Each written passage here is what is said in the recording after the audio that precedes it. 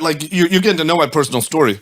You know, I hope to be able to share some stuff today. Please. Yeah, That's why you're here. Like, I genuinely want to know. You know, so my kids said, my kids asked why, and a lot of what I shared on the apology video was just kind of a replica of what I shared with my kids. But really, I think what it all comes down to, like the real why, is you know, I got to crush myself in the gym multiple times a day just to feel like I'm okay.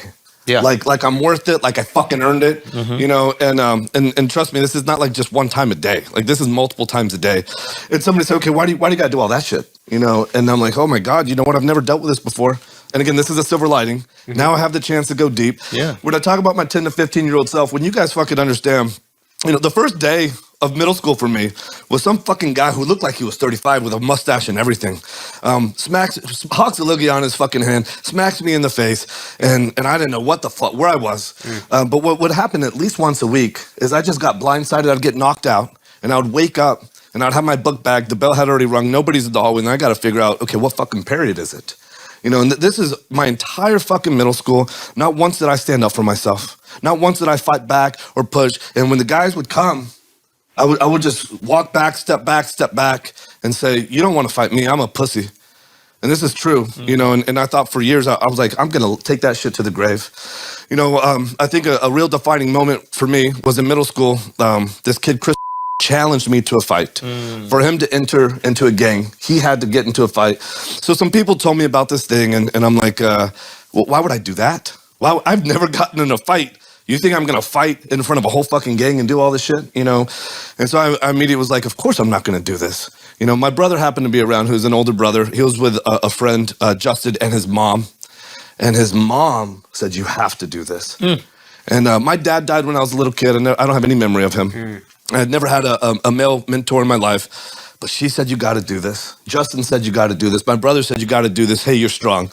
And I'm thinking, I can't believe you guys are fucking tricking me into doing this. She drives me to the fight in her white Econoline van. And I remember getting out of this van, my heart was beating 1,000,000 miles a fucking minute. I see him, I see it looked like 30 people, I'm sure it was 15 behind him. And I remember walking up to him really fast. And I remember I'm just gonna give it everything I got. And I came a mile fucking back here, and I was probably a mile away from this guy. And I swung so fucking hard, I threw myself to the ground. So I'm on the ground. He's coming up to me, you know, to kick me. And everyone wore steel toe boots back then.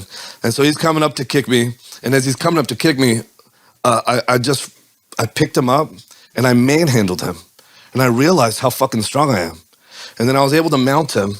And I was able to pin his elbows, his arms under my knees. And I had my left hand on his neck, and I had my right hand cocked back, and I looked in his eyes. And I saw how helpless, how hopeless, how pathetic, how scared he was. And I saw myself. And I couldn't fucking do it. I couldn't do it. And I remember getting up, kind of running back to the van.